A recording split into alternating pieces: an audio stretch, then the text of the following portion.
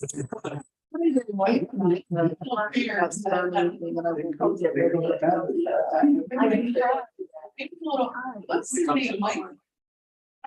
the sun, like. This was Yeah. because of.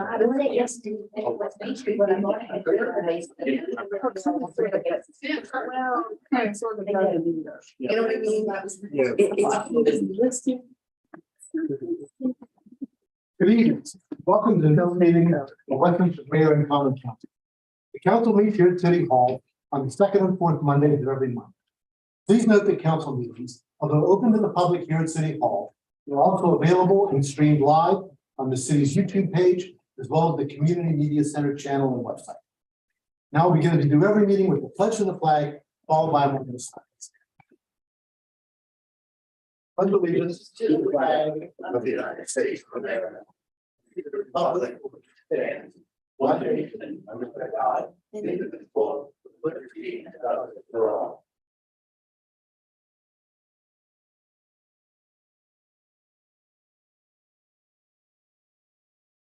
Thank you. As a courtesy to everyone, please take a moment to silence your cell phones or any other electronic device you might have with you that might contribute. Copies of tonight's agenda and the entire information packet that the council will be using are available online on the website, and there are hard copies of the agenda up here in the front of the room for those who are present. I'm going to note one change to the agenda. We're pulling item C off of the consent calendar and moving that to the new business. And now so we'll move on to the approval of the minutes. We have minutes from the meeting of the mayor and council on August 14th and from the council work session of the same date. We have a motion to approve the minutes. Motion to approve. Second. Got a motion by Mr. Bayhoff and a second by Mr. Kavachi. All those in favor, please say aye. Aye. Those opposed say nay. The ayes seem to have it. The ayes have it. Minutes are approved. Thank you. Two items remain on the consent calendar, but I have a motion to approve the consent calendar. Motion to approve. Second. And a motion by Ms. Gilbert and a second by Mr. Dayhoff. All those in favor, please say aye. Aye. Those opposed say nay. The ayes seem to have it. The ayes have it. Consent calendar is approved. Report from the mayor, Dr. Becker. All right, thank you, Council President Pecoraro. There's been a lot going on over the last 2 weeks. We celebrated the opening of 2 businesses on Monday, August 21st. Collision Course opened up their cafe at Tech Court. The cafe is located in the FR Conversions building, and they're open all day for carryout, and they have cafeteria seating if you are an employee at FR Conversions. I know I speak for myself, but I'm sure the rest of the council shares the sentiment that we cannot wait for their Main Street location to open, so we can enjoy their fantastic food downtown. On Tuesday, August 22nd, Hyperspace Rocket Designs and T-Bar celebrated their opening in the town mall. Councilmember Gilbert was there with me. This is one of the most unique shops I think I have ever been in. There are model rockets and engines, other sorts of models, paints, wooden models, train parts, STEM activities, and a T-bar. And I've known Rhiannon for quite some time because she also vends at the downtown Westminster Farmers Market, where she has a booth with her tea. So definitely a really unique, cool shop to check out. And I know, sorry if I'm taking any of your things, but Councilmember Gilbert had talked to her about hooking up with some of the Boy Scouts, some of the scouts for the Pinewood Derbies, and a few other things that happen in the community. On Thursday, the 24th, I attended the kickoff of the Kindness Stroll, sponsored by the Action for Kindness, hosted and thrown by our Rec and Parks Department, who were just amazing that evening. There was ice cream and cookies, lots of activities for kids that went on. This is a unique stroll. It takes place over the course of a month, and so it goes until September 25th. You can tour the downtown area. You can vote on your favorite Be Kind sign, which is hosted in some businesses, as well as read the kindness statements that are made by members of the community. And I'm happy to say that the city is one of the sponsors of this event. On Saturday, I officially welcomed 427 first-year McDaniel students to Westminster. The weather couldn't have been more perfect. We had a great day. The students walked down Main Street from the college. I met them in front of Jeannie Bird's and the admin building, and then accompanied them to the library. After some brief introductory remarks, they were set loose to explore Westminster. And for the second year in a row, the city provided each student with a $10 gift voucher in their bag for the day for downtown merchants. And so downtown's always really packed for about 2 hours until they have to be back up at the campus after we let them loose. And it was really great to see them going up to the Boys and Girls Club, right? Meeting them up there, learning about some of the service opportunities that it could do, buying lunch at places, going into Cultivated, Rudolph Girls, the businesses up and down Main Street. It's always a great day. On yesterday, myself, several council members attended the annual end of the summer concert by the Westminster Municipal Band at Belgrove Square. And this is always my favorite end of the summer event in Westminster. It's always a great evening of contemporary music, historical pieces, and patriotic music. Just over an hour and a half ago, hosted a community meeting for residents and businesses concerning the water main replacement that's going to begin on September 14th at Main and Longwell, and then work its way down to Pennsylvania Avenue. And we'll keep businesses and residents abreast of any changes that take place to that. This is, of course, a long project, but it'll start and I have no doubt be managed incredibly well over the next several months. School starts for students next week. So just a reminder, please be aware of children and young adults at bus stops and driving on the roads. The buses will be back in full force in the city as students make their way back to school for the beginning of the school year. And then just one last upcoming note, on Tuesday, September 5th, so this is next Tuesday at 5:30, I'm hosting a community meeting concerning the upcoming work at the clubhouse at Wakefield Valley. And we will meet in the large meeting room in the basement of 45 West Main. There you go. All right. Thanks very much, Mayor. And thanks for continuing to do the partnership with the Canada College. I think that this outreach that we're doing, and bringing the students into town and we're working with the administration is really just incredibly important. So I'm glad we're doing. It is. It strengthens that connection that we have. As you said, we build off each other.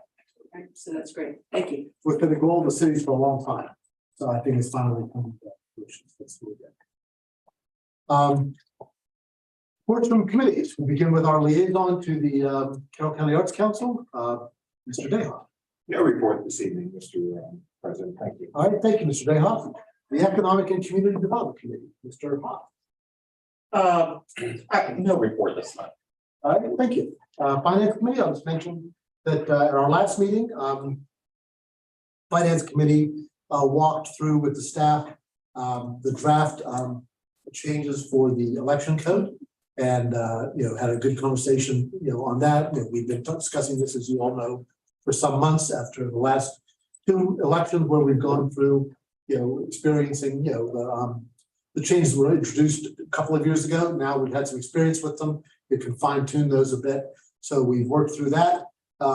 We bring that package to you all in September. The plan is to have a work session prior to the formal introduction. So you all get a chance to review it and think about it and have some conversation about it informally before it's actually introduced. And then the goal is to get it all brought before the council formally, have the discussions we need to have, regular sessions, and then have it adopted before the end of the calendar. So look forward to moving that along and getting everybody's input on that. Also, just want to mention that we're moving forward with rebidding city auditor's contract. You'll be seeing that, I think, in sometime in September as well. So moving that forward as well. So that's it for the Finance Committee. For the Personnel Committee, I have no report. Public Safety Committee, Mr. Kavachi. Yeah, thanks, Mr. President. Police recruit Jacob Everhart will graduate from the Police Academy on Friday. He will be assigned to the Patrol Bureau, where he will begin field training and evaluation program. On August 15th, 4 new police recruits started employment with the Westminster Police Department in preparation for the September 18th start date of the Police Academy at the Carroll County Sheriff's Office. Additionally, new police dispatcher Elizabeth Burns started her field training in the communications division. So that's real good news. On August 18th, members of the Westminster Police Department attended the Westminster Boys and Girls Club first responder appreciation event at City Park. And I know, I think Councilwoman Gilbert and I were both there. There may have been a few others that were there, but I know I saw Ann. That's always a nice event that they put on where they play some games, they have lunch for the officers, and they get a chance to interact with the students and the staff. So it's a very positive opportunity for these young folks, the Boys and Girls Club, to have a very positive interaction with police officers and see that they are people and they can have fun with that. Lastly, I wanted to I guess, publicly give a note of appreciation or commendation to some police officers. I can't go into detail regarding the event, but it was a potential for significant injury or even death or multiple deaths that could have occurred. But these officers took incredible actions through their training that the department provides them under the guidance of the chief, and gives them the training to deal with a situation like this that could have turned incredibly ugly. And it did not. It was resolved without anyone being hurt or killed. And I think these officers deserve an opportunity to have their names read in the meeting for the wonderful work that they did. If any of you have any questions specifically about the incident, I can share them with you individually, but not publicly. Lieutenant Steve Arnold, Lieutenant Timothy Reif, Sergeant Alan Ecker, PFC Kevin Chanaki, PFC William Lash, and Officer I need my glasses. I thought I'd make it through it. Dana Jackson, sorry, a little too small. I wanted to publicly read their names off. They received a letter of commendation from the chief and the deputy chief. And again, they did an amazing job saving lives, and we're grateful and appreciative. And of course, that's the type of thing that nobody ever hears about because it didn't become an incident. It was on, the Baltimore stations or even national news. So that's it, Mr. President. All right, thank you, Mr. Kawaki. Public Works, Ms. Gilbert. Yes, Mr. President, I have a couple of things. I want to urge and kind of give an educational statement to a lot of our city residents. State, Carroll County, and city are urging residents to voluntarily reduce their water usage. Westminster, as well as most of the surrounding area, although Westminster particularly, we must have a dome over our city or something, has experienced decreased rainfall over the last few months. Actually, I think the rain comes in and goes north and south and just keeps us dry. Water conservation is always important, but it is to a higher level right now, and we need to try to be cognizant of the water that we're using. We're asking residents and non-residents of the city's water system to be mindful of their water usage. Some ideas for conservation during this time are: limit your outdoor water use, including the watering of your lawns and landscaping. Eliminate the use of sprinklers and other automatic watering devices. If you really find the need to water your plants outside, think about recycling your air conditioning water or using your dehumidifier water. Use the dishwasher and washing machines only with full loads. Right now, every drop is counting. In addition to that, as far as public works, as the mayor stated, she had a community meeting about an hour and a half ago. Main Street water main replacement project starts on September 14th. The key points are workdays will be Monday through Friday from 7 a.m. to 5 p.m. All roads will remain open with two-way traffic during the construction. No parking areas will be kept to a minimum. Sidewalks will remain open and water disruption will be minimal and coordinated with the owners. That is all I have for that. All right, thank you, Ms. Gilbert. Good advice on the water. We're capturing the rinse water from the washing machine I did not think about that one.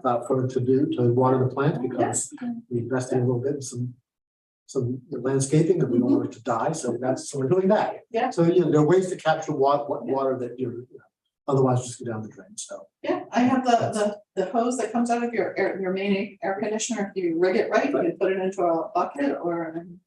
Yeah, we use that. Yeah, right. You get 3, 4, sometimes 5 buckets during the really hot seasons. Hold on, let's not blow it. All right, thank you. And recreational parks. Well, that is me also, and I have several things for that. As the mayor mentioned, the kindness stroll was on Thursday, August 24th. The recreation staff assisted with the planning and production of the kickoff party celebrating the inaugural kindness stroll.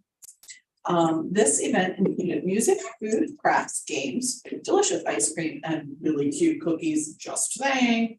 Plus opening remarks from Tina Thomas and Eric Miller, founders of the Be Kind movement. The kindness stroll is held throughout downtown Westminster until September 25th. Guests are invited to admire over 20 student painted Be Kind signs on display in the windows of local merchants. Participants are encouraged to show their kindness and support the worthy movement by voting for their favorite Be Kind sign. $1 equals 1 vote. Voting can be done online at actionforkindness.org or by visiting the signs on the displays and scanning the corresponding QR codes. Fundraise support goes to local organization Action for Kindness, Boys and Girls Club, the Carroll County Arts Council, and Find Your Purpose.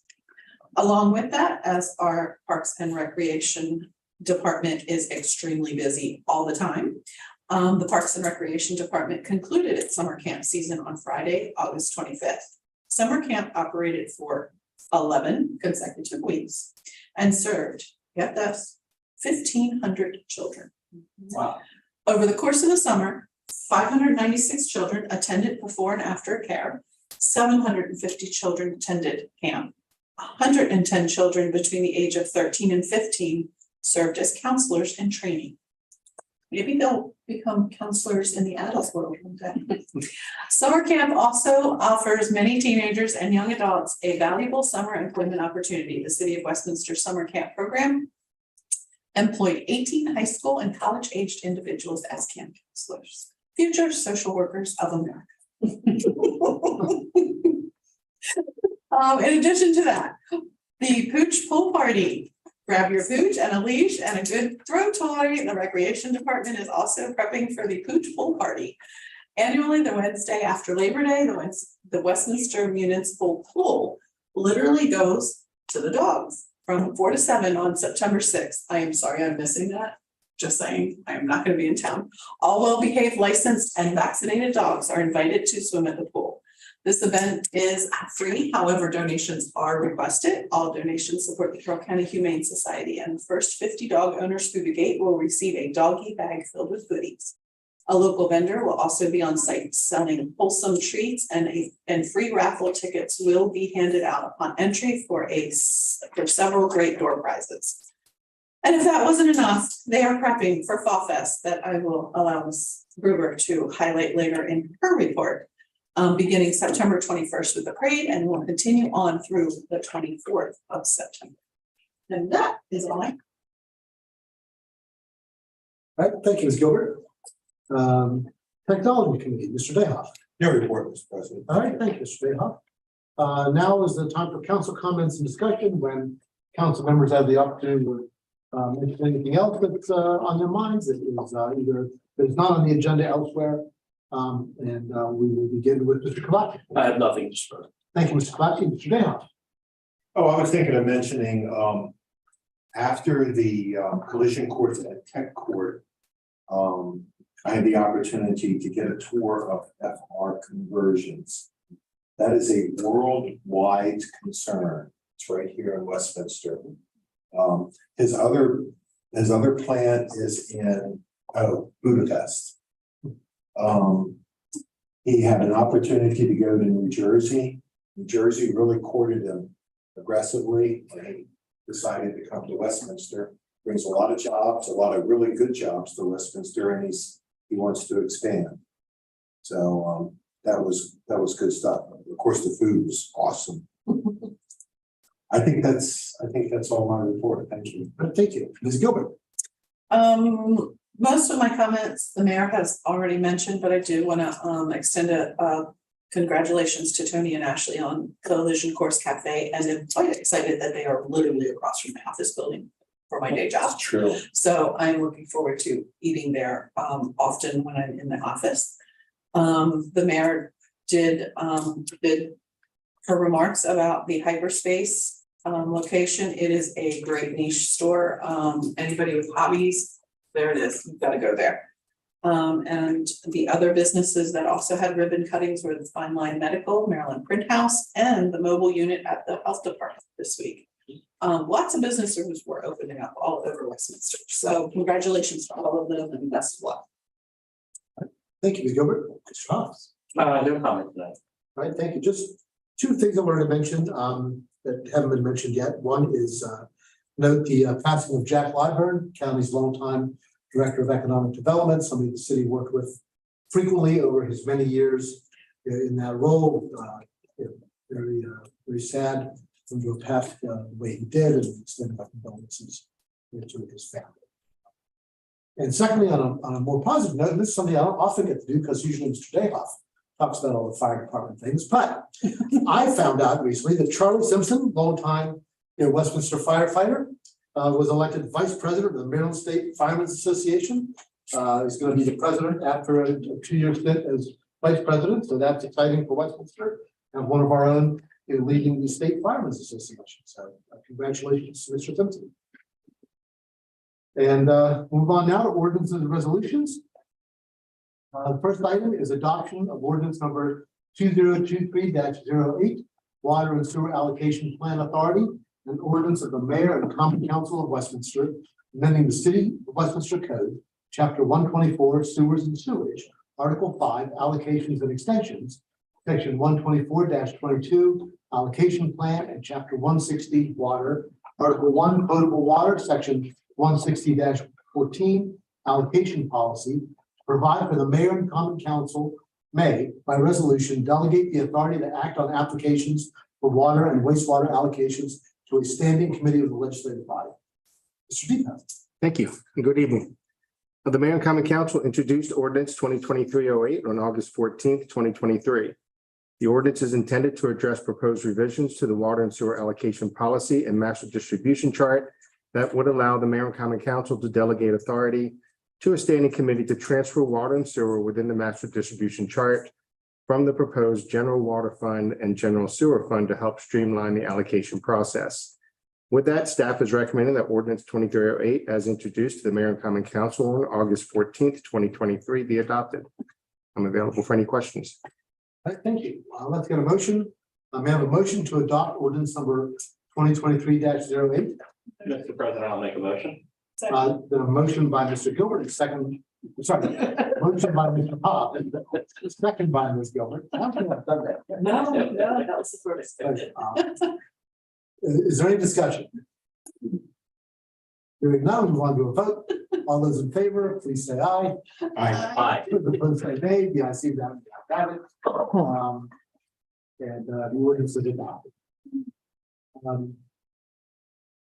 Adoption of resolution number 23-10, water and sewer allocation policy, a resolution of the Mayor and Common Council of Westminster, amending the adopted 2018-2024 water and sewer allocation policy and accompanying master distribution chart.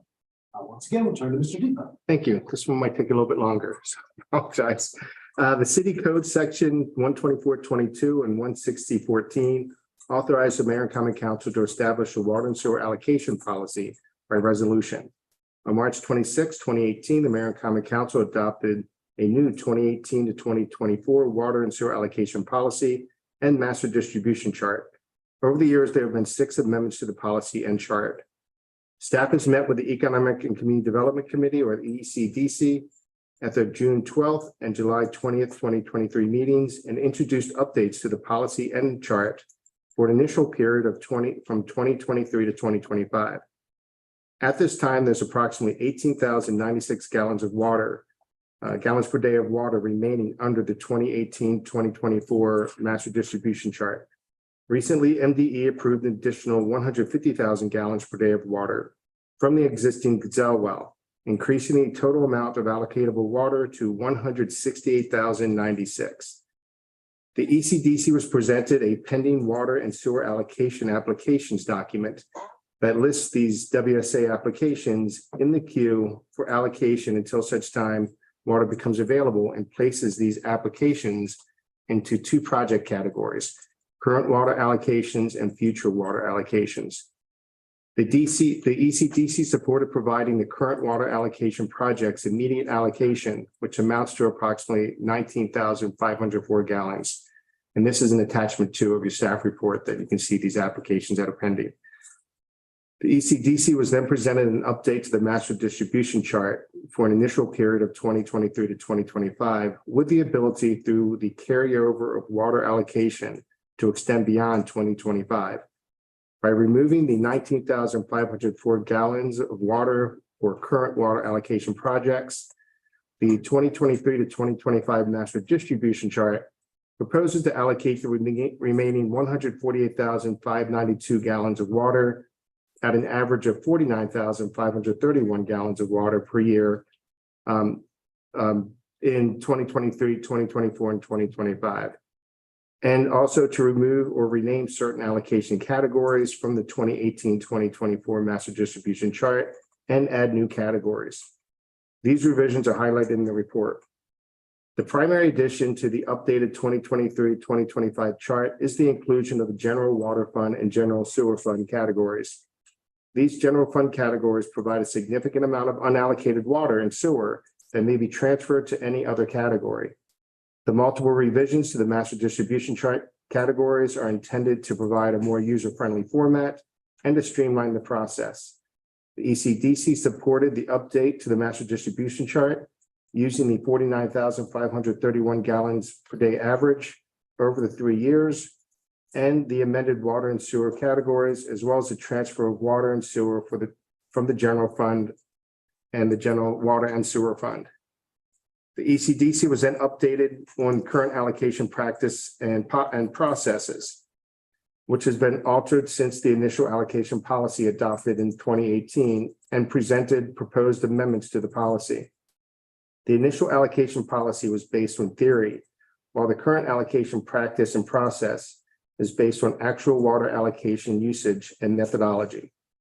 The amended policy addresses actual water allocation practice, deletes or amends and adds new categories consistent with the updated 2023-2025 master distribution chart, and provides again a more user-friendly format to distribute and move water and sewer within the master distribution chart. These proposed revisions are again highlighted in the report and were supported by the ECDC. With that, staff is recommending that the Mayor and Common Council approve resolution number 2310, amending the adopted 2018 to 2024 water and sewer allocation policy and the accompanying master distribution chart as outlined in the report and providing attachment 1 of the report. If I'm available for any questions. I thank you, Mr. Depot. Let's get a motion. I have a motion to adopt resolution number 23-10. President, I'll make a motion to adopt resolution 23-10. Second. The motion by Mr. Hoff and a second by Mr. Kavachi. Any discussion or questions? Mr. President, Mr. Hoff? I just wanted to make a few comments. We have talked about this at length at Economic and Community Development Committee. And I think we put a lot of good staff, put a lot of good thought into this. I think the committee put a lot of good thought in this. One of the things that I think the council members that are on that committee wanted to achieve, as well as staff, was to kind of create a little bit more flexibility, be a little bit more business friendly. In the past, if we had to move around water, it would have to go to Economic and Community Development Committee and then come up to council. This way, we're creating a new separate body, but it doesn't have to work its way back up to council. So it should be a little bit more of a timely, more efficient process. So that's just the overall comments I wanted to make about it. I think we put a lot of good thought into it. And I'm very happy to kind of see this on the agenda for tonight. Thank you.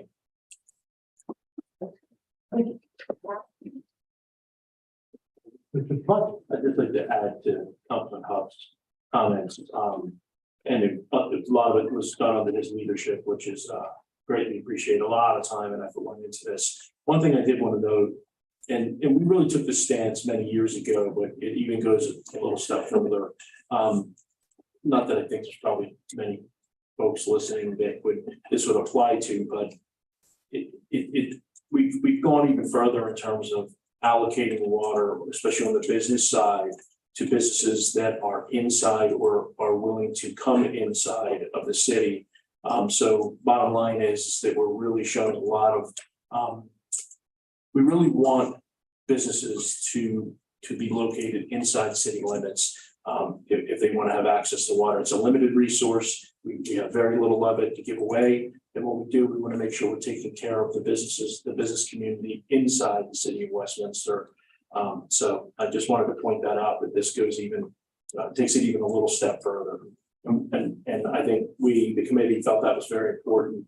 And I wanted to make sure that's highlighted to the entire council before we vote on it. Mr. President. Mayor Becker. Before the vote, I just also wanted to point out, I want to say thanks to Director Depot, but also thank you to Andrea Gerhardt, who is sort of the water guru on our staff, and will gladly talk to you about water allocations for several hours if you have the time. She's more than willing to do that. But this is a really complicated thing that we do within the city. And I know Councilmember Hoff and I sat down with Andrea one day and did a little bit of a deeper dive into the water allocation. And I just want to say thank you for that, and thank you for your incredible work on this. Absolutely. Thank you. All right, anyone else? All right, thank you. I add my thanks to the committee for working with the staff to put this together. It's very important responsibilities. We've said in the past, water allocation is something even as we move on to having water reuse and we'll have more water to work with. Water allocation is something that's been with us for definitely many years to come, if not always. And this is very important work, and I appreciate everybody's efforts in this behalf. Move on now to a vote. All those in favor of adoption of the resolution, please say aye. Aye. Those opposed say nay. The ayes seem to have the ayes have it. Resolution is adopted. Next item is introduction of ordinance number 2023-07, art galleries / studios text amendment. The ordinance of the Mayor and Common Council of Westminster, amending Chapter 164, zoning and subdivision of land of the Code of the City of Westminster, to attend Article 8A C Central Commerce Zone, Section 164-45.2, Article 7B DB Downtown Business Zone, Section 164-45.8, and Article 9 CB Central Business Zone, Section 164-47, to add art galleries / studios. And we'll go once again to Mr. Depot. Thank you. Currently, art galleries and studios is a permitted use in the mixed use infill zone.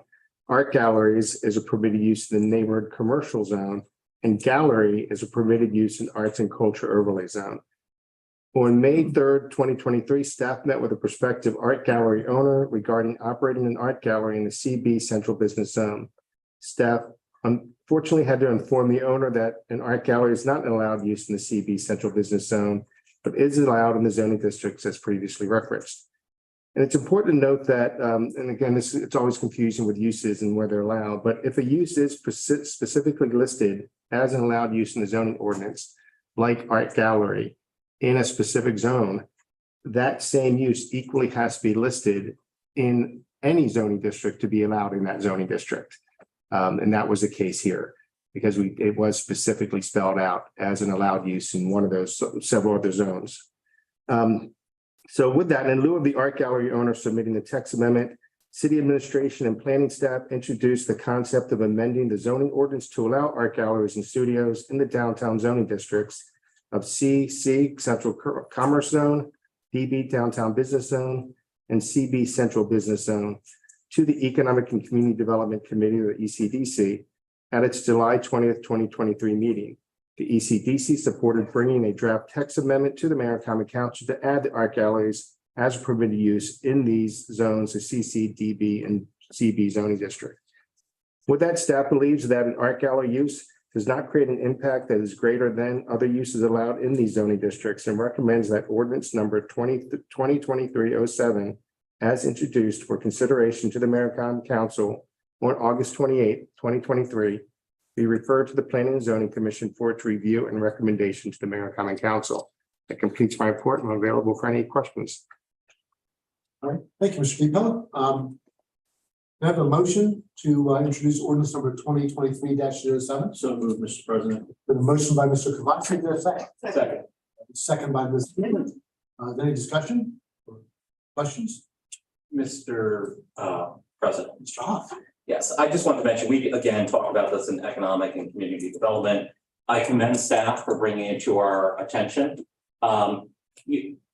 Obviously, there's a desire to update our code, but that is a much more complicated task. It's certainly on our radar screen. But in the meantime, when we find issues like this and we can do a text amendment to address it, to again, kind of beating a dead horse with saying business friendly, but this makes things more business friendly. We had a property owner who wanted to do this particular use. Technically, it wasn't allowed. Common sense indicated that it should be allowed. And so we've taken action to rectify that situation. So again, I commend staff for bringing it to our attention. Thank you. Thank you, Mr. Hoff. Anyone else? I'll add that updating our code is more than just our window. We budgeted for a consultant and we're going to be moving forward with that in the near future because we're all anxious to see a number of things updated. Hearing no more comments, move on to a vote. All those in favor of the introduction, please say aye. Aye. Those opposed say nay. You have seen have it, the ayes have it. And the ordinance is introduced and we'll bring it back at the next meeting. I think. We vote?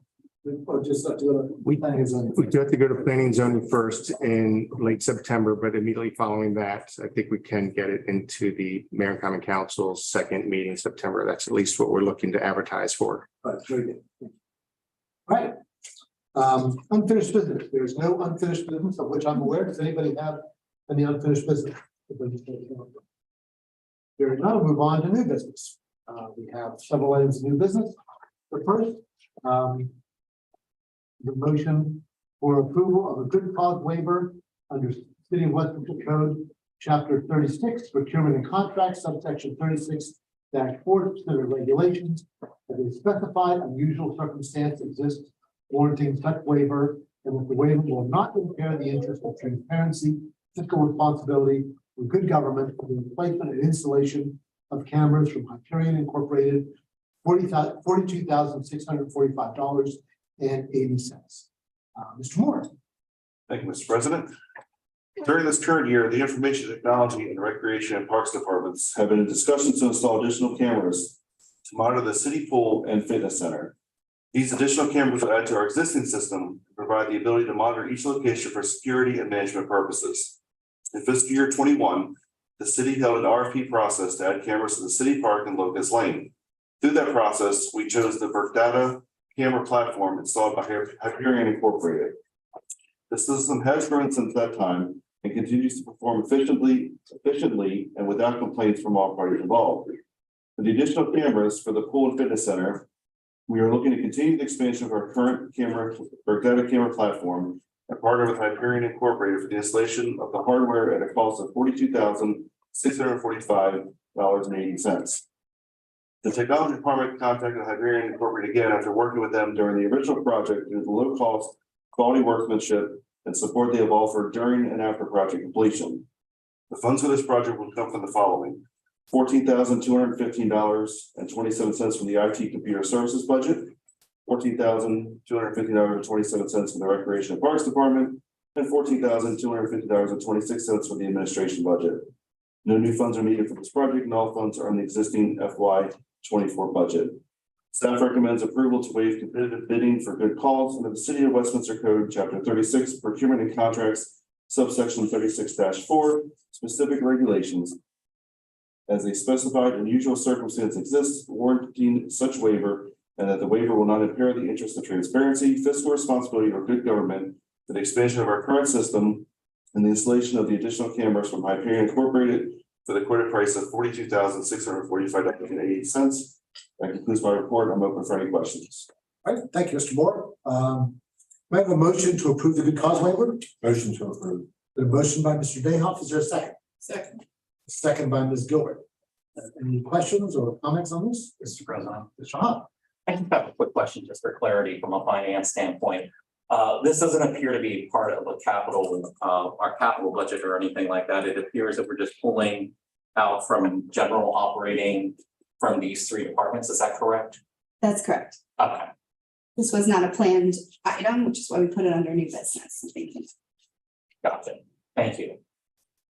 Thank you, Mr. Hop. Anyone else? Mr. President, Ms. Gilbert? I just want to thank all of the departments that were involved in this. As Ms. Imhoff did remark, something did come up, and as often our interdepartments talk with each other, and one department says there's a problem and another department finds a solution, and I think this is a great example of how our departments work wonderfully together to come up with a solution. So hopefully we will cut down on some vandalism or potential vandalism with the cameras, and I just want to thank all of the departments for working all together. Thank you. Anyone else? I just have a question. How would the cameras be monitored? Is it just sort of a, tape that we go back and refer to if there's an incident, or are they monitored in real time? So the cameras that we currently have, it's a platform that the police have access to, and they record to an online platform that is secure, secure sign-in, and they're kept for X amount of time at high quality, and they can go and pull those tapes if they need you right from the web. All right, thank you. All right, hearing no more questions or comments, we'll move on to a vote. All those in favor of approving the good cause waiver, please say aye. Those opposed say nay. The ayes seem to have it, the ayes have it, and the good cause waiver is approved. Thank you. The next item is approval to waive competitive bidding for good cause under City of Westminster Code, Chapter 36, procurements and contracts, subsection 36-4, specific regulations.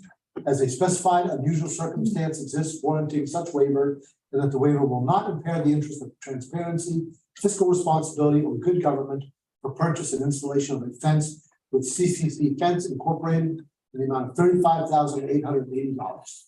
Ms. Imhoff? The fence surrounding the property of the utility maintenance building has been in service for 20+ years. There are several locations where the fence is falling off the pole and is rusting. Both gates are in poor operating conditions as well.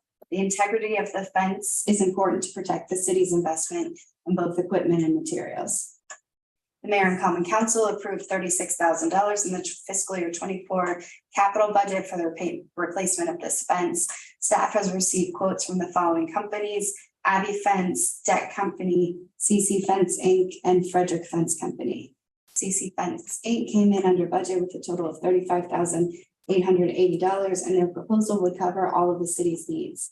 Due to the fact that the city has had projects completed by CC Fence Inc., such as a fence at the water treatment plant, and that our fence is in poor shape and in immediate need of repair, staff requests that the Mayor and Council approve waiving competitive bidding requirements for this project. The current sewer capital project budget contains funding for the project in the amount of $36,000. Staff recommends approval to waive competitive bidding for good cause under City of Westminster Code, Chapter 36, procurement and contracts, subsection 36-4, specific regulations, as a specified unusual circumstance exists, warranting such waiver, and that the waiver will not impair the interest of transparency, fiscal government, or fiscal responsibility, or good government for the replacement of a fence by CC Fence Inc. for the quoted price of $35,880. All right, thank you. We have a motion to approve the waiver of competitive bidding. Motion to approve. And a motion by Mr. Dayhoff. Is there a second? Second. Second by Mr. Hoff. Any questions or comments on this? Mr. President, Mr. Hoff? I guess I'm a little confused because when I saw this on the agenda before I read down into it, first thing I thought was, why in the world would we not be competitively bidding a fence? That's not something that's very unique like the camera system where it needs to integrate with the rest of them. But then when I read the the description, you talk about the fact that we got bids from 3 different places. So I'm unclear as to why it's coming under good cause waiver and not just the competitively bid project. The city received, did I say bids? The city received proposals or quotes from 3 companies. Okay. Was a planned project. It's in the budget already, but I'm told that there's an urgency now that wasn't there when we put it together before. And we are concerned about the timing of putting the fence up. This particular property has a lot of equipment. And I'm not questioning veracity or whether we need the fence or not. Yeah. What I don't understand is it seems like we did get bids. we didn't get bids. Bids are a very specific term in the code, meaning that we go out to the market, we put forward a request for proposal or request for bids, posted on Maryland Marketplace.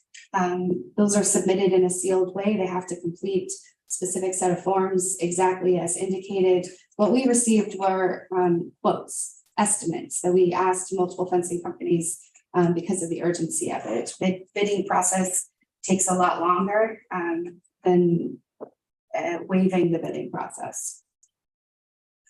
I see that the quotes were substantially the same. One was, a couple $100 between the 2 lowest bids, and the other was about $1,000 more. Yeah. So I understand what you're saying, Mr. Kabaki.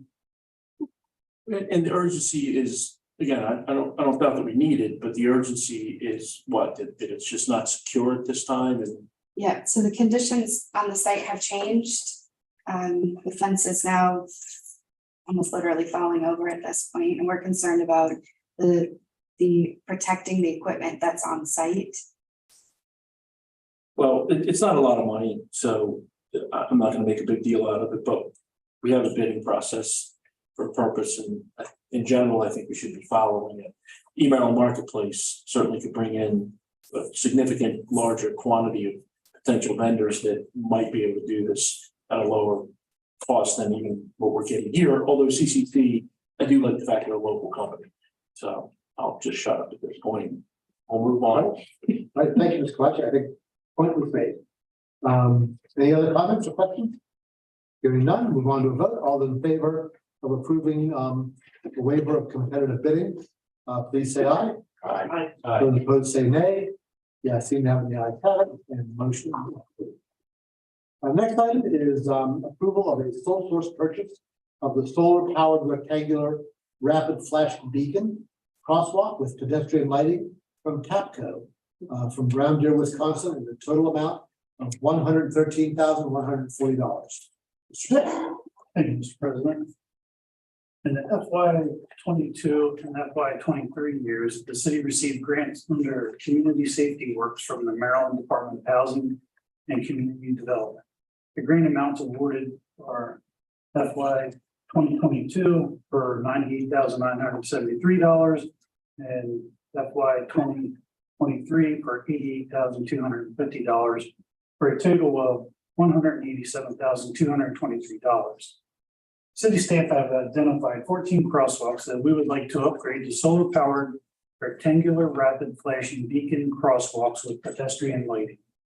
These 14 crosswalks are located on East Main Street, Route 27 to Washington Road, West Main Street, PA Avenue to Union Street, and Pennsylvania Avenue from West Main to Monroe Street. TAPCO is a sole manufacturer of the TAPCO RRFB XL2 crosswalk system with pedestrian lighting. These crosswalk systems follow MUTCD guidelines and FHWA requirements. This will be a sole source purchase if approved by Mayor and Common Council, which is allowed by the Westminster Procurement Code. The FY 24 total remaining budget for this project is $151,350 after our safety items were purchased. Some other safety items were purchased. Staff recommends that the Mayor and Common Council authorize the sole source purchase of the solar powered rectangular rapid flashing beacons RRFB crosswalks with pedestrian lighting from TAPCO Inc. from Brown Deer, Wisconsin, the total amount of $113,140. Any questions? All right, thank you, Mr. Dick. May I have a motion to approve the sole source purchase? Motion to approve. The motion by Mr. Dayhoff, is there a second? I'll second. The second by Ms. Gilbert. Any questions or comments on this? Mr. President. We'll defer to the mayor.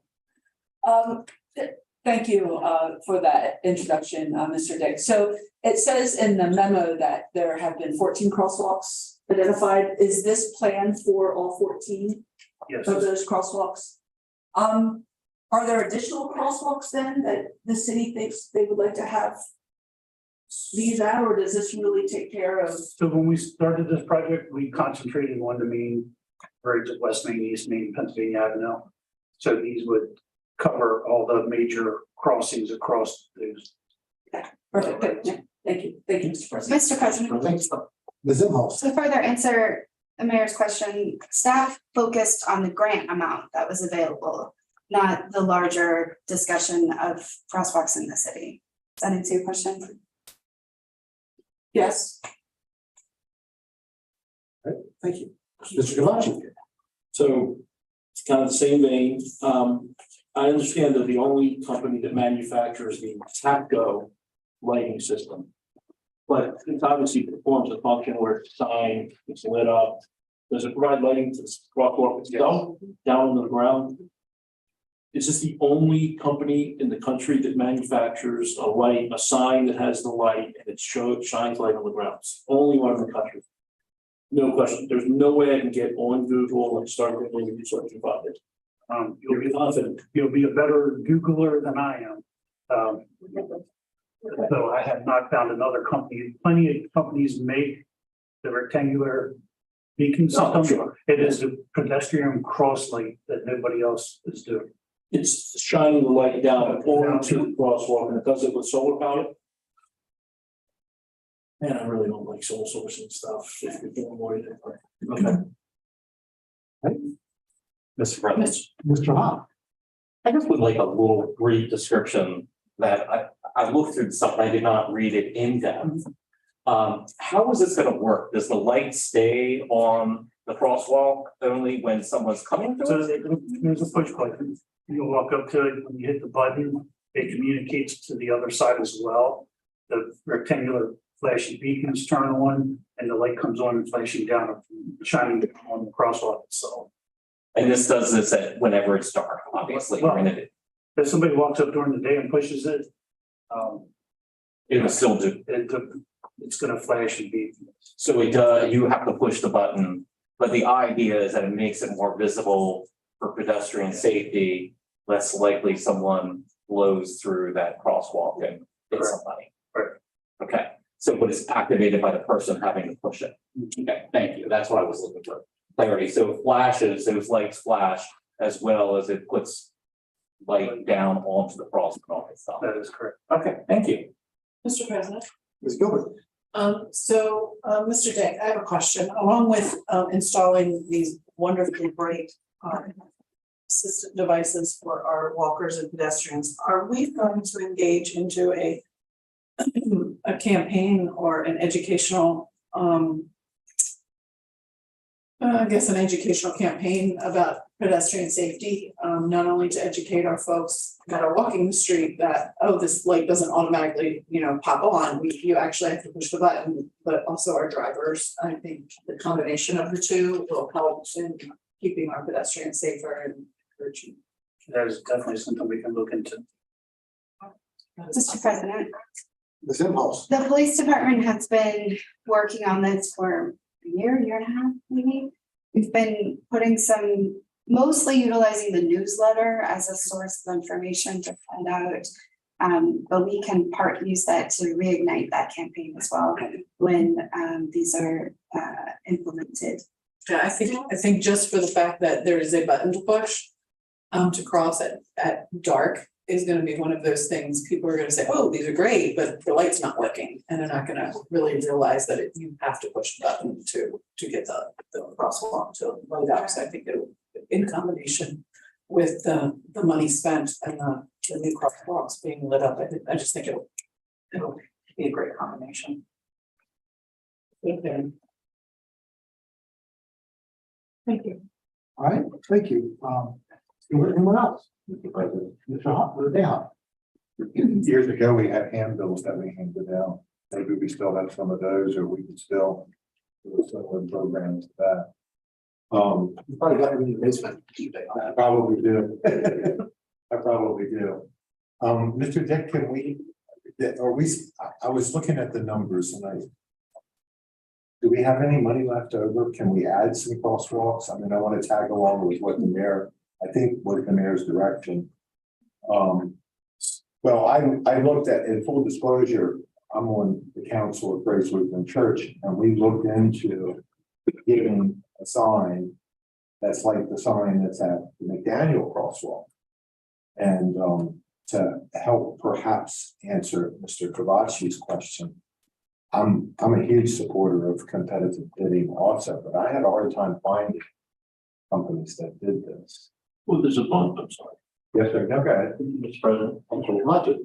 The concern, the question I had, there's a lot of companies that make them blink.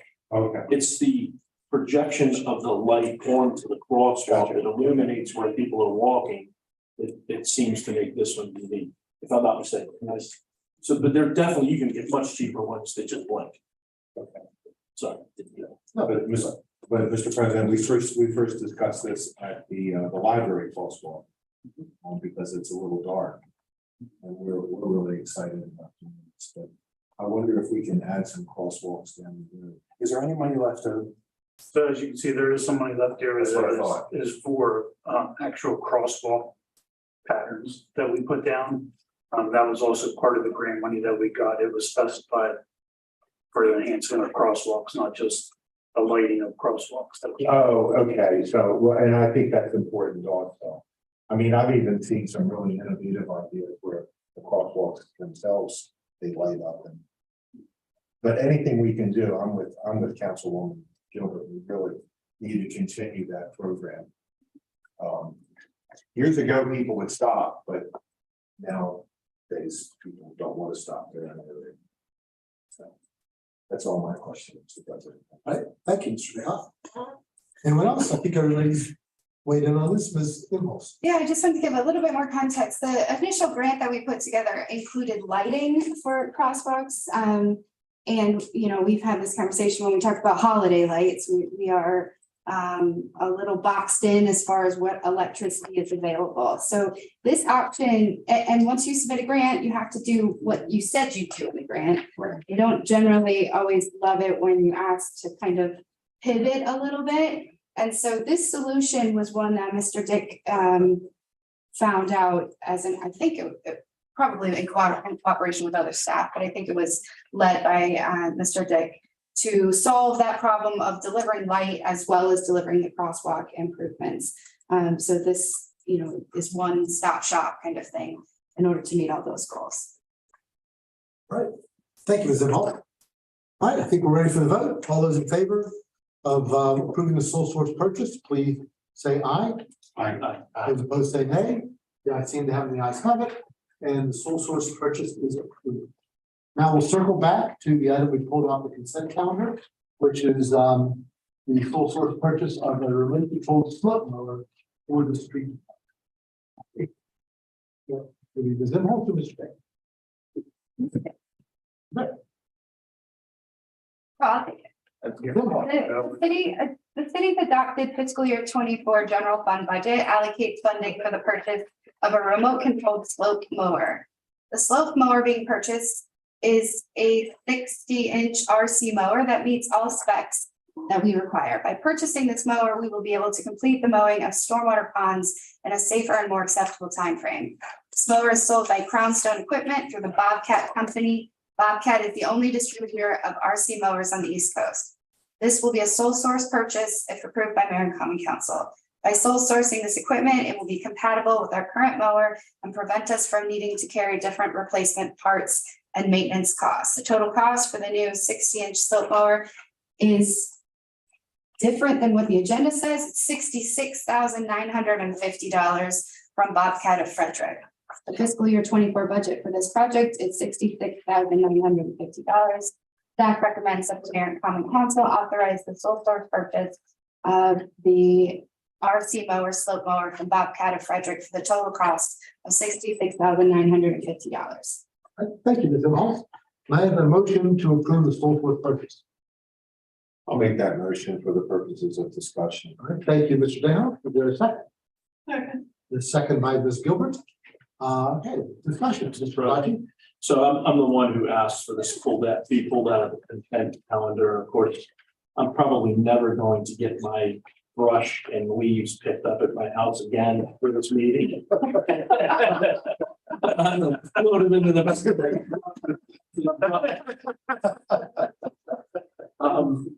All seriousness, the reason I asked for it to be pulled off is I knew this sounded very familiar. So I went back and did some research, and it looks like we purchased one of these 2.5 years ago. I'm looking at the minutes from October of 20, but it looks like we maybe bought it early that following year for the purchase of a remote controlled slope mower. Now, it doesn't say what size it is, but it looks like it's the same thing that we bought 2.5 years ago. So I guess two questions. One, did we actually buy it? Because we approved it, but I don't know that it was actually purchased. It was $57,950 on October 28th of 2020. We had two bids in that meeting, but from what I can tell, it looks like it's the same thing. Well, it looks as if, from what November said, that we did purchase one for, and this is, be compatible with the current that we have already. Right. That's how I. So we need two of them? Yes.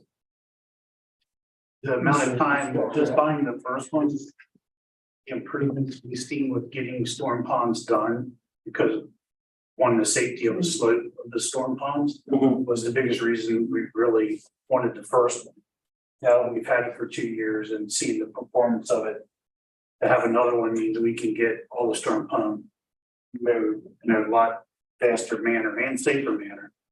And, instead of having 2 or 3 different, so the two bids we got, I believe they were actually 2 different type of units as well. They weren't exactly the same RC mower. Okay. That's what I wanted to know. I just didn't understand why we were buying another one 2.5 years later, but you're saying that it's gonna make it a lot more efficient and it's not that this one, because I'm thinking if this thing's worn out, or I wasn't really sure why we were buying another one 2.5 years later. What you're saying makes sense to me, so I'm good, Mr. President. All right, thank you, Mr. Raji. And this was something that we budgeted for. We did discuss it as we were going through the budget process. Ms. Hall. Yeah, so during that budget process, multiple divisions of Public Works came forward asking for this mower as well. And we put them at bay saying, we'll just get one, keep it in the streets department. Streets department will cover other divisions in the Public Works department as needed. So this came from multiple divisions within the department, not just the streets department. Then we'll have 2 in the streets department. Yeah, and then they will, it's all one city, it's all one department, so they won't share, actually, they'll send staff over to do it since it's kind of a trained thing. But they're going over to take care of the mowing in other buildings. And I didn't see Dennis, our Estonian friends were here. I saw it demonstrated over the street department. It's pretty cool. That's And you got a slope lawn. I got a slope lawn, But now you can't use it. yeah, they're never gonna let me do it.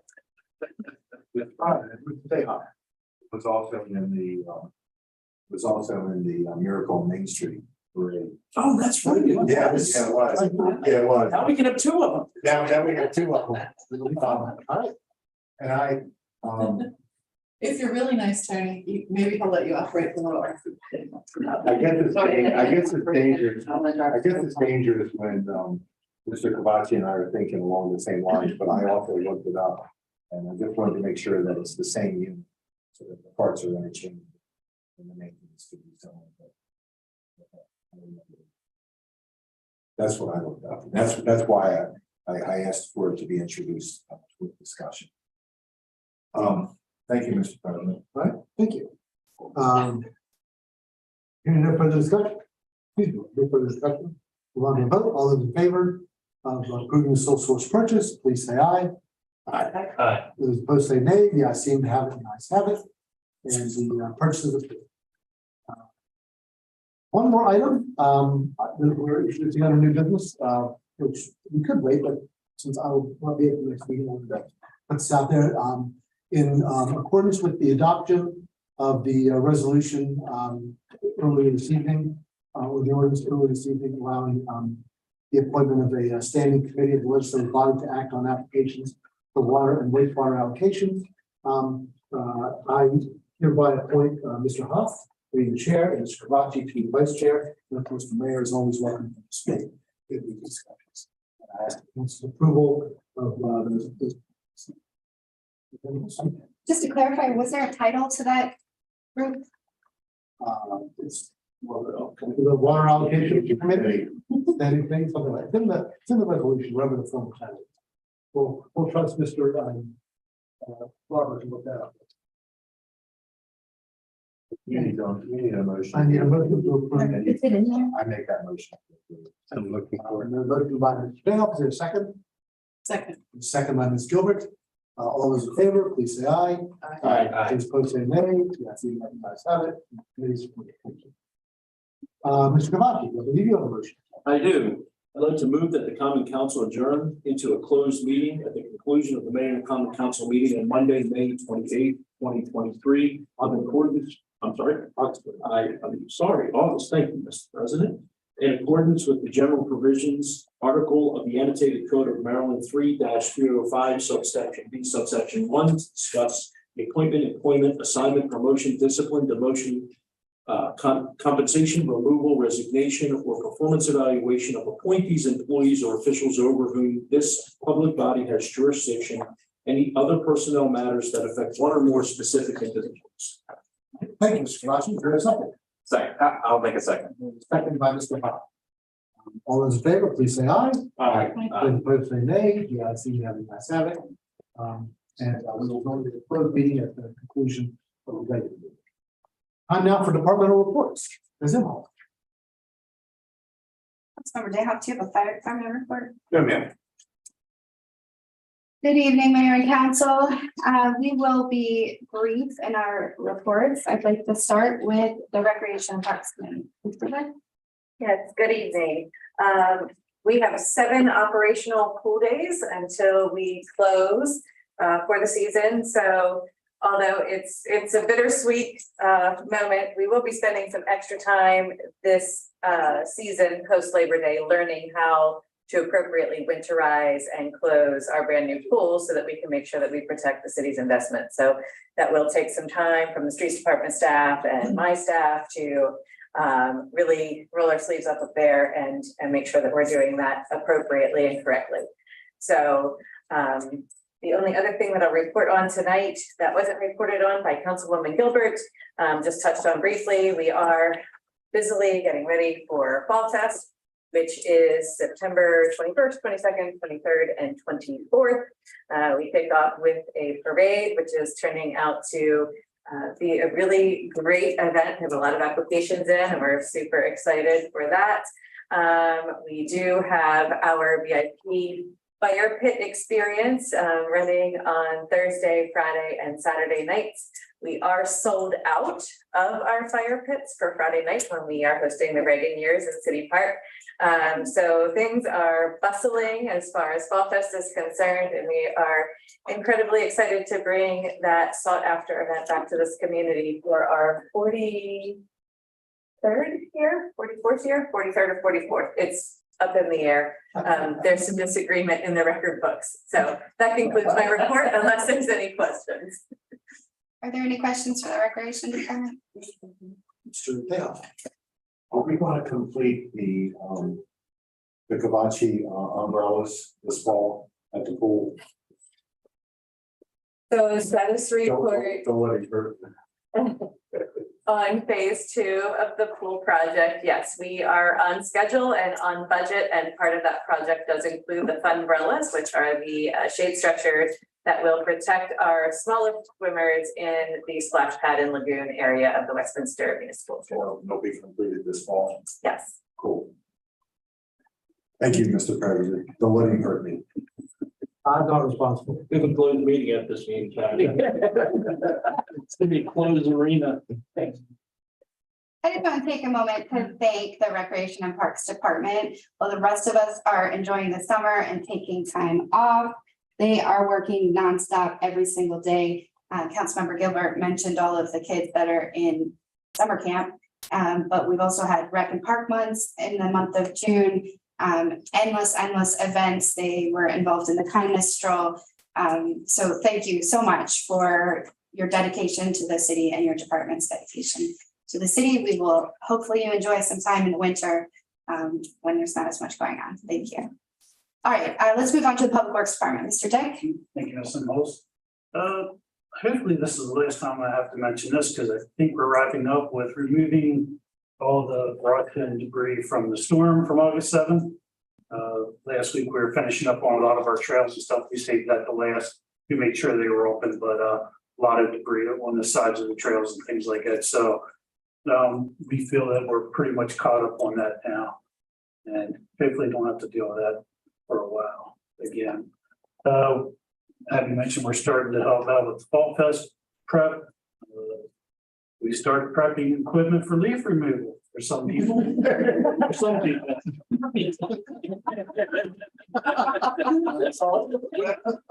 We will make sure that we get every resident. And I probably put the most out of it. Other than that, the boilers are going in at 45 new boilers. They had to get a custom plate made for the top, so hoping that they finish it up hopefully by next week. Other than that, we talked about the Main Street project. Last week, Melissa Thorne from planning and myself walked around to all the businesses in the affected area and just outside the affected area, handed out flyers and answered any questions in person that we could at that time. And the last thing I'd like to mention, which surprised me today, to a certain extent, clock faces are going on the clock tower. They look pretty good from the angle that I saw them at today. So they're on schedule, and they have a permit in for the September 5th and 6th for the crane to come in. They take the heavy I-beams and stuff down from the top of the scaffolding. And then over the course of the next week and a half after that, they'll be completely finished. That's the end of my report. Unless there's any questions. Mr. Malta, one. When do you think the bell is going to start ringing again? My neighbors are browbeating me about it. Everybody wants the bell to start ringing. I do not know that answer right off the top. All right, I'll keep telling them it's soon. Someone send us an email. Yes. I will admit, I even pay attention to them. Are there any questions for the Public Works Department? Ms. Emmons. Sir. I walked again on the Wakefield Valley Trail the other day, and that was just a super job renovating that portion of the trail. It's just simply a great job. And I really appreciate it. The trail's always been really important. And I know the street department takes a lot of pride in keeping it looking good. So thank you very much. That's great. Any other questions for the police department? Thank you, sir. All right, hearing none, we will move on to the housing department. Mr. Brown? Nothing to report this week. Okay, it's been working hard this summer, making sure that our code enforcement department is moving along and getting all the rental licenses moving forward. Are there any questions for the housing department? Hearing none, we'll move on to the finance department. Ms. Rogers, hello. Thank you. Good evening. No report tonight. Okay, any questions? No. Let's keep going around. Mr. Depot. I do have a report. I apologize. It's going really well for a second. On September 5th, the Board of Zoning Appeals is scheduled to hear a special exception to add a home occupation use at 231 Stacy Lee Drive, and also a special exception for a conversion dwelling subject to requirements of section 16450 at 160 West Main Street. On September 6th, the Historic District Commission is tentatively scheduled to discuss ongoing planning of the nation's 250th anniversary, as well as a post-construction application for historic rehabilitation property tax credit for 72 West Green Street. So post-construction means it's been completed. Now they're back before the Historic District to ensure that they did what was intended to occur. On September 21st, Planning and Zoning Commission is tentatively scheduled to hear the Cannabis Overlay Map Amendment Ordinance 2023-06 and the Art Gallery Studio Text Amendment Ordinance 2023-07. And that completes my report. I want to take a moment to thank the planning director and his staff. They are the ones that submitted the grant application for the pedestrian lighting that we just talked about tonight. So that grant came through the planning department. They applied for it, they received it, applied for another one and received it. To Ms. Gilbert's point, this is an example of how the departments are all working together. But I want to take a moment to thank you for your leadership on that. We like to use other people's money to get things done around here. All right, we'll move on to the IT department. Director Moore. Thank you, Mr. Moss. Gonna keep it very brief. Help desk wise, we've been another very busy month for us. Finish of August here next week, unbelievably. We continue some cybersecurity initiatives and continue to audit our processes and procedures and try to improve where we can. If you have any questions, I'll move to questions. Are there any questions for Mr. Moore? Hearing none, we will wrap things up with the police department, Chief Ledwell. Good evening, Mayor and Council. I just wanted to mention two good jobs by our patrol officers. The first was involving the arrest of two female suspects for a residential burglary. The two suspects went into an occupied residence, stole a ATM card. We were able to apprehend them moments later. We were able to find video of them trying to use the ATM card and recover the card where they discarded it. So they did a great job on that and wrapped it up. The second was this afternoon. Regionally and nationally, organized shoplifting at some of the big box stores has become a significant problem to the point where, you know, there's some proposed legislation at the state level going around right now as far as like information sharing and strategizing. And our patrol officers apprehended a group this afternoon at the targets. We were able to link them to several other significant crimes. So I know when I left, our detectives were working with the patrol officers to do some debrief interviews. So I just wanted to bring those to them. And that's all I have unless there are any questions.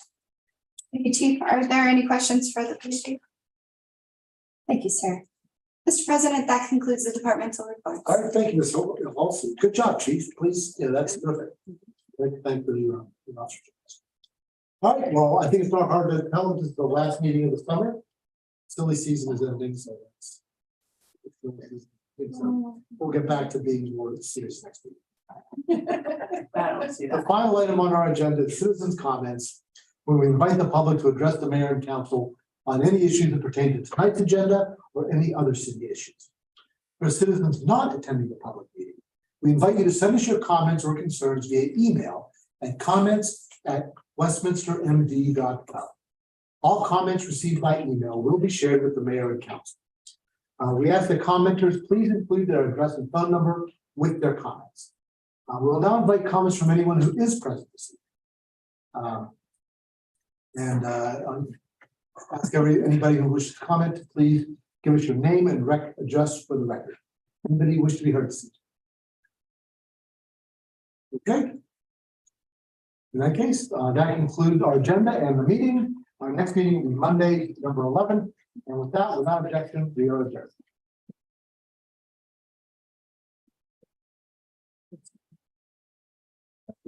Oh, I'm sorry, I didn't hear that.